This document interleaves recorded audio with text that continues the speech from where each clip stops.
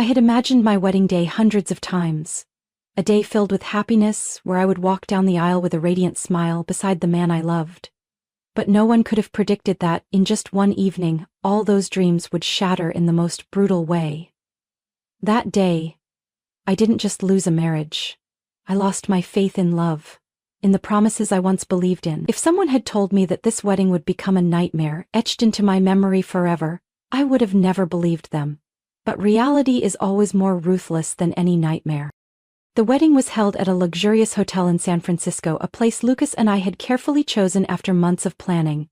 Everything was perfect, from the fresh flowers elegantly arranged across the hall to the soft piano music filling the warm and welcoming space. Family and friends from all over had gathered to witness this special moment, their faces glowing with joy. I remember the feeling of slipping into my pristine white wedding dress, my heart brimming with happiness and anticipation. I thought to myself, this is a moment I will cherish forever, the beginning of a beautiful new chapter in my life. Lucas, my fiancé, was a 35-year-old man, mature, successful, and seemingly perfect. I fell in love with him for his tenderness, his charming appearance, and the sweet promises he made about our future. He always told me I was the woman he wanted to spend his life with, that I was the missing piece to complete him.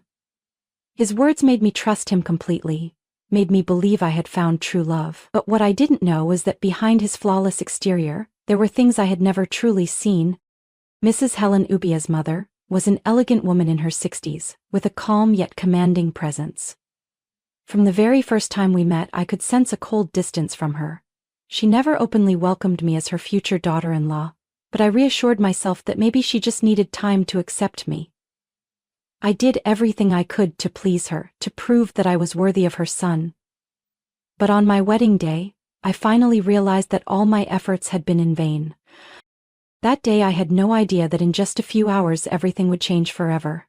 I had no idea that what was supposed to be the happiest moment of my life would turn into my deepest pain. And I had no idea that after that day, I would no longer be the same person I once was. The wedding reception took place in a breathtakingly beautiful setting. The grand chandeliers reflected warm golden light onto the meticulously decorated tables adorned with white and blue roses, the colors I had carefully chosen from the very beginning. Gentle music played in the background, mingling with the cheerful laughter and conversations filling the hall. I looked around, catching glimpses of familiar faces, family and friends raising their glasses in celebration. In that moment, I told myself that perhaps I had been worrying too much. Even though Mrs. Helen didn't seem entirely pleased with this marriage, I hoped that today, at least, she would put aside her reservations and share in her son's happiness. But I was wrong. As I was chatting with an old friend, a firm voice rang out behind me, making me freeze in place. "Ava, I need to speak with you." I turned around, locking eyes with Mrs. Helen's cold stare. Dressed in a deep burgundy evening gown, she stood there with her usual stern demeanor. She didn't wait for me to respond, merely gesturing toward a secluded corner of the reception hall. My heart tightened, but I followed, reassuring myself that she probably just wanted to exchange a few private words. But the moment we reached the corner, her voice dropped, thick with anger. "Do you think you can humiliate me on my son's wedding day?" I was stunned. I don't understand what you mean, ma'am." She curled her lips into a smirk, her eyes glinting with disdain. "You know exactly what you did. You have shown me no respect. Throughout the entire ceremony, you never once checked on me, never once acknowledged that I am a part of this family." My mouth fell open. The accusation was so absurd that I had no idea how to respond. "It was never my intention. I've done everything I could to make you happy. I truly—" "Spare me the act, Ava," she snapped, her voice sharp as ice. "You are a disgrace to this family." I took a step back, my heart pounding against my chest. Why was she doing this? On my wedding day, of all days? I glanced around the room, hoping to spot Lucas, praying that he would come over and help me clear up whatever misunderstanding this was. And then, as if my prayers had been answered, Lucas appeared. He stepped closer, his gaze shifting between his mother and me. "What's going on here?" Mrs. Helen let out a deep sigh, the kind that dripped with disappointment, as if she were the real victim in all of this. "Lucas, sweetheart, Ava has been incredibly disrespectful to me all evening. I have tried to be patient, but she has shown no regard for my feelings or anyone else in the family. I widened my eyes looking at Lucas, silently pleading for him to defend me. But his expression slowly shifted. No longer the warm, reassuring look I was used to, but one filled with doubt and irritation. Ava, is this true? My throat tightened. Lucas, you know I would never do that. This is a misunderstanding. He crossed his arms, his eyes darkening. I can't believe this. You really embarrassed my mother on our wedding day? I froze. This wasn't the man I had fallen in love with. This wasn't the man who had promised to protect me, who had once told me I was his whole world. I wanted to scream at him, to shake him out of whatever spell he was under. But before I could say another word, his voice cut through the air, colder than ever. Ava, you humiliated my mother in front of everyone. Do you think I can just accept that? Everything happened too fast. I barely registered the rush of air before a sharp sound echoed through the room. Silence fell instantly. I stood there, stunned. My cheek burned, but the pain was nothing compared to the numbness spreading through my chest. Lucas had just slapped me. Right in front of everyone. No one spoke, no one moved. I could feel their eyes on me. Pity, shocked, horrified, but no one stepped in. There was only silence, suffocating me in my deepest humiliation. I turned to Lucas, searching his face for something, remorse, sympathy, anything. But all I saw was cold, unrelenting anger. You don't deserve to be my wife, he spat, loud enough for everyone to hear. You are a disgrace. I heard someone gasp, someone whispering in the crowd, but I didn't care anymore. Because in that moment, I finally understood. That slap wasn't just a moment of rage. It was a warning of something far worse, a sign that I had just stepped into a relationship beyond saving.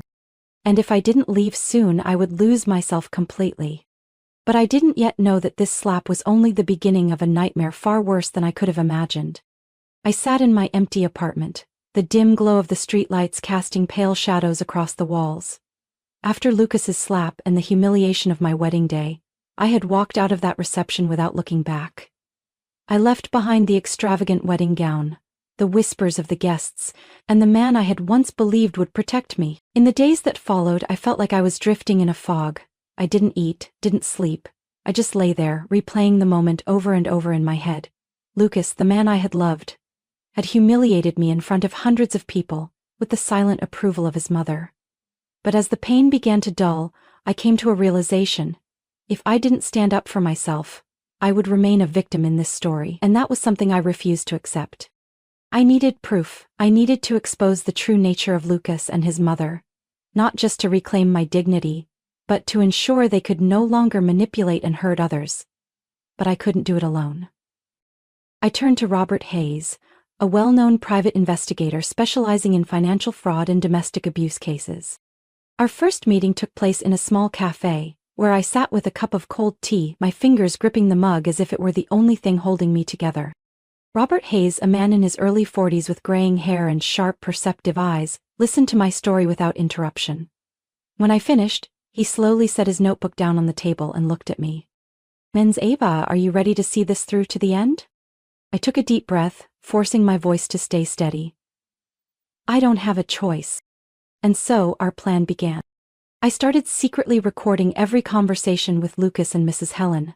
I hid a small recording device in my handbag, quietly capturing every insult, every moment of manipulation and degradation. It didn't take long for me to realize that their abuse went beyond cruel words. It was an entire pattern of psychological control that I had failed to recognize before. Lucas didn't just belittle me. He deliberately made me feel worthless. He controlled my finances, insisting that I hand over all my earnings so he could manage them better. Helen, with her polished, sophisticated demeanor, constantly planted seeds of self-doubt in my mind, telling me I wasn't good enough, that I didn't deserve Lucas, that I was nothing but a burden to their family. But what sent a true chill down my spine was Robert Hayes's discovery. One morning I received a call from him. "We have a much bigger problem, Ava." Robert's voice was low, serious. "I've been looking into Lucas and his mother's finances, and I think they're doing something illegal." I froze. "What do you mean?" "They've been moving large sums of money between different accounts. Some of that money is coming from Lucas's clients." My heart pounded. Lucas was a financial advisor, and if he was using client funds for personal gain or engaging in fraudulent activities, he could be facing criminal charges. Robert continued. I've found suspicious transactions. It looks like they're laundering money or committing some kind of financial fraud. I need more time to confirm everything, but if my suspicions are correct, then Lucas and his mother aren't just emotional abusers. They're criminals. I sat there, feeling as if the world was spinning around me. I had thought Lucas was just a controlling man, a manipulative narcissist. But now I realized he was far more dangerous than I had ever imagined. They weren't just hurting me, they were manipulating and exploiting countless others. And I knew I had to bring this to light. I gripped my phone tightly. Robert, we keep going. I need to know everything.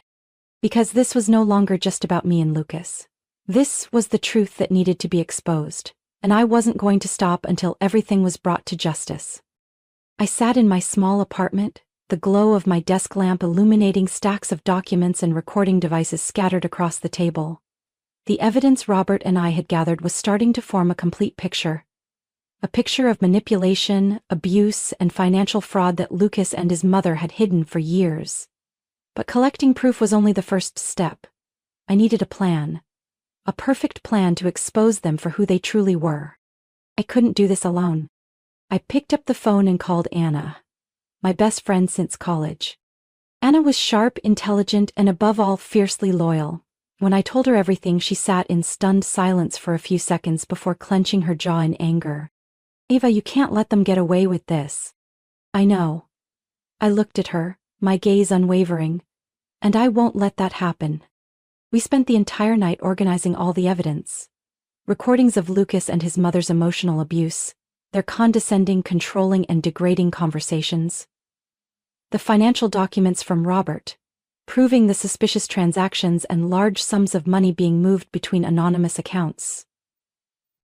After hours of going through everything, Anna set her pen down on the table, leaned back in her chair, and looked at me. Oh, what's your plan? I took a deep breath, my eyes scanning the pile of documents in front of me. I'm going to throw an event. A big party. Anna raised an eyebrow. A party? Ava, you're not planning some cheap revenge stunt, are you? I shook my head. No. This isn't revenge. This is justice. I continued explaining. I'm going to host a lavish event and invite everyone who knows Lucas, his family, friends, colleagues, and most importantly, the media. I want all of them to witness the truth about him and his mother. Anna remained silent for a moment before a small smile crossed her lips. I like this plan. 3 weeks later, everything was perfectly arranged. The party was set to take place at an upscale restaurant in the heart of the city. I sent out invitations to everyone in Lucas's circle. His friends, business associates, even his family.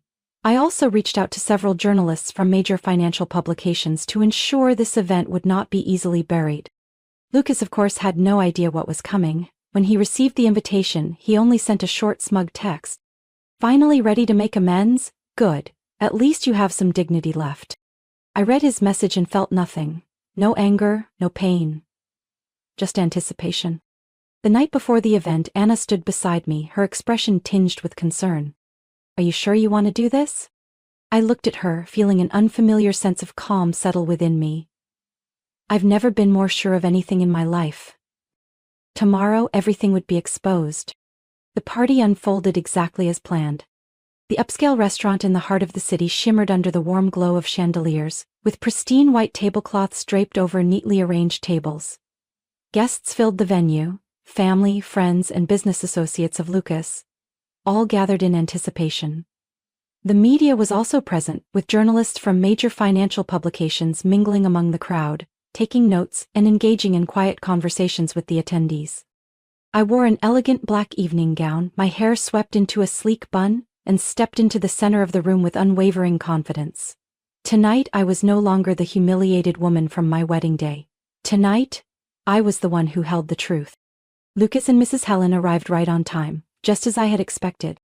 Lucas, dressed in a sharp black suit, wore his usual smug smile, striding into the room as if this event was meant to celebrate him. Mrs. Helen clutched his arm, radiating the same air of superiority, convinced that tonight would be yet another display of their wealth and influence. They had no idea they were about to fall from grace. The event began like any other grand gathering. Soft murmurs of conversation, bursts of laughter, the clinking of glasses toasting in the air. I played the role of the perfect hostess, greeting guests, exchanging pleasantries with journalists, before finally stepping onto the stage, microphone in hand, commanding the attention of the entire room. "Thank you all for being here tonight," I began, my voice calm but firm. "This event is not just a celebration, it is a reminder of the truth." A ripple of whispers spread through the crowd. I caught Lucas furrowing his brows, glancing at his mother.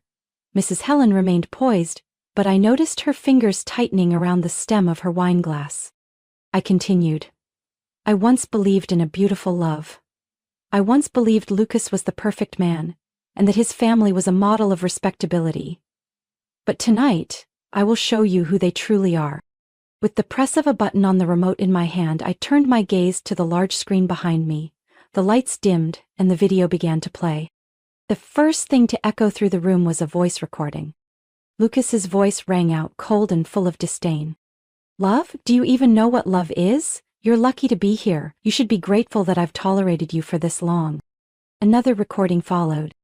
"Mom was right. You don't deserve to be my wife." Then came Mrs. Helen's voice.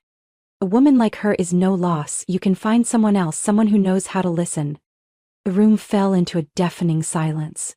The murmurs from earlier had vanished, replaced by stunned expressions and even outrage. A few guests covered their mouths in shock, unable to believe what they had just heard. But I didn't stop there. The screen shifted to a series of financial documents. Suspicious transactions, irregular figures, undeniable proof that Lucas and his mother had embezzled money from their clients. I turned to the crowd. "Lucas is not just an abuser. He is a fraud. Along with his mother, they have stolen from their clients, using their money for personal gain, manipulating and deceiving those who trusted them." Lucas shot up from his seat, his face drained of color, but he tried to keep his composure. "Turn this off now," he shouted, but no one in the room was listening to him anymore. Mrs. Helen stood up as well, her voice sharp with anger. "What do you think you're doing, Ava?" I met her gaze, unwavering. "I'm showing everyone the truth." Journalists had already begun taking notes, and some had raised their cameras to record the entire scene. Lucas tried to speak, but his desperate attempts to explain were drowned out by the furious whispers and murmurs of the crowd. The reputation that Lucas and his mother had built for years crumbled before their very eyes. I placed the microphone down and stepped off the stage as Lucas and Mrs. Helen struggled to withstand the storm of outrage crashing down on them. But there was no escape. Tonight, the truth had come to light, and I, the woman who was once their victim, had taken back control of my life. In the days following the event, the backlash spread like wildfire. The media covered the scandal extensively, exposing the evidence I had revealed. Major financial newspapers published detailed reports on the suspicious transactions in Lucas's firm, uncovering years of fraudulent activities orchestrated by him and his mother. Social media exploded with discussions about the scandal, with people relentlessly condemning Lucas and Mrs. Helen. Lucas, of course, tried to defend himself. He appeared on a local financial news channel, desperately trying to deny all allegations, calling the evidence I had presented fabricated and a conspiracy to ruin his reputation. But the recordings and financial documents were undeniable. Things quickly spiraled out of his control. Less than a week later, federal financial investigators stepped in. Government auditors combed through every account linked to Lucas and his mother. Untraceable funds, fraudulent contracts, and clear documentation of client embezzlement. All of it was laid bare. Lucas was summoned for questioning, and this time, there was no escape behind his lies. I remember the exact moment I received a call from my attorney, a sharp, no-nonsense woman named Rachel Carter. Her voice was firm and confident as she said, "Ava, we have an airtight case. Lucas has no way out." I closed my eyes and exhaled in relief. The legal battle began soon after. The lawsuit was officially filed in federal court. I had worked closely with Rachel to prepare meticulously, compiling all the critical evidence, from the audio recordings to the financial reports that private investigator Robert Hayes had uncovered. On the first day of trial, I walked into the courtroom with a sense of calm I hadn't expected. Lucas sat at the defendant's table looking noticeably worn down. He wore a dark suit trying to maintain an air of confidence, but I noticed how tightly his hands were clenched, his knuckles white. Mrs. Helen sat beside him, her piercing eyes filled with seething hatred as she glared at me. But this time, I wasn't afraid of them anymore. The prosecution laid out a damning case. Reports from financial investigators, testimony from defrauded clients, and most importantly, the recordings of Lucas and his mother discussing their illegal financial transfers. Piece by piece, the case built itself, exposing the full extent of their crimes. Rachel stepped forward, fixing her gaze on Lucas. Mr. Lucas, can you explain why your personal account received over $500,000 from client investments without any legal documentation? Lucas swallowed hard, struggling to find a response. I wasn't aware of those transactions. Rachel didn't give him a chance to evade. Then what about this recording? In it you told your mother, "Don't worry, the money won't be detected." How do you explain that? The courtroom fell into complete silence. Lucas lowered his head, unable to refute the evidence. The trial lasted for weeks, but the outcome had been clear from the very beginning. Finally, the judge delivered the verdict. Lucas was found guilty of financial fraud and abusing the trust of his clients. He was sentenced to 3 years in prison and ordered to repay the stolen funds. Mrs. Helen, while not facing jail time, was fined a substantial amount and lost all her credibility in the business world. I sat there quietly listening as the verdict was read. There was no sense of triumph, no joy in winning. Only a deep sense of peace. I had secured justice for myself. As the trial concluded, I stepped outside and took a deep breath. The warm sunlight touched my face, washing away the darkness of the past. But I knew there was still one last thing I needed to do. I had to free myself from this toxic marriage. A week after the trial, I sat in my lawyer's office, silently signing the divorce papers. With the final stroke of my pen, I closed the most painful chapter of my life. I was no longer Lucas's wife, no longer trapped under his or his mother's control. I was free. I left the city that had witnessed my darkest days and moved to a quiet suburb near Austin, Texas. My new home wasn't large, but it was cozy. A small wooden house nestled among lush green trees, far from the noise and chaos of the city. From my porch I could see rolling hills stretching out to the horizon, where the sunset painted the sky in brilliant shades of orange every evening. Here, I could breathe in the crisp, clean air, listen to the birds sing in the morning and, most importantly, I could finally feel truly free. Looking back on my journey, I realized I had changed, more than I ever thought possible. I was no longer the fragile girl who was easily manipulated by Lucas and his mother's toxic words. I was no longer afraid or doubtful of myself. I had stood up, exposed those who had hurt me, and most importantly, I had taken back control of my life. Anna had been a tremendous support throughout this entire journey. She visited me during my first week after moving, bringing a bottle of wine and her bright, familiar smile. We sat on the porch, sipping our drinks, quietly soaking in the peaceful surroundings. "You did it, Ava," Anna said, her eyes filled with pride. "You fought until the end and took everything back." I smiled softly, gazing at the swirling wine in my glass. "I couldn't have done it without you and Robert Hayes." Anna shook her head. "We only helped you gather the evidence." But standing up, facing the truth, that was all you. You're so much stronger than you think, Ava. I fell silent. The memories of the trial, the courtroom, the stunned and defeated expressions on Lucas and Mrs. Helen's faces as they were exposed. It all played vividly in my mind.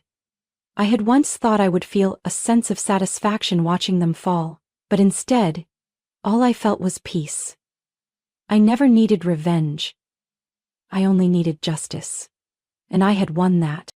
After leaving Austin, I decided that I wouldn't just move on from my past, I would use it as fuel to help other women who had been trapped in the same kind of toxic relationships. I reached out to a nonprofit organization that supports victims of domestic abuse and psychological manipulation. I started attending counseling sessions, sharing my story with women struggling to break free from their own toxic situations. I saw myself in them, the sadness in their eyes, the weight of fear and self-doubt on their shoulders. And I told them, if I could do it, so can you. Robert Hayes also contacted me after the trial had ended. "What's next for you, Ava?" he asked over the phone. I took a deep breath, looking out at the endless blue sky beyond my window. Living a life that truly belongs to me. Because after everything, I hadn't just survived the pain. I had turned it into my strength to fight back. My story wasn't just about seeking justice for myself. It was proof that even in the darkest times, we have the power to rise and reclaim our lives. I was once a victim, but now I am myself, strong, independent, and free. Ava's story is not just a journey of overcoming pain, but a testament to the power of resilience and courage.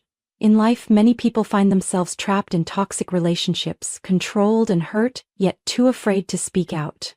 But Ava chose to fight, not only to reclaim justice for herself, but to expose the truth and protect others who might become the next victims. She refused to let her past define her, and instead turned it into the driving force to build a new life, one of freedom and strength, like never before. Ava's story is an emotional journey of betrayal, justice, and rebirth. What do you think about her decision? If you were in her shoes, what would you do? Share your thoughts in the comments and don't forget to follow the channel for more compelling stories about life and family.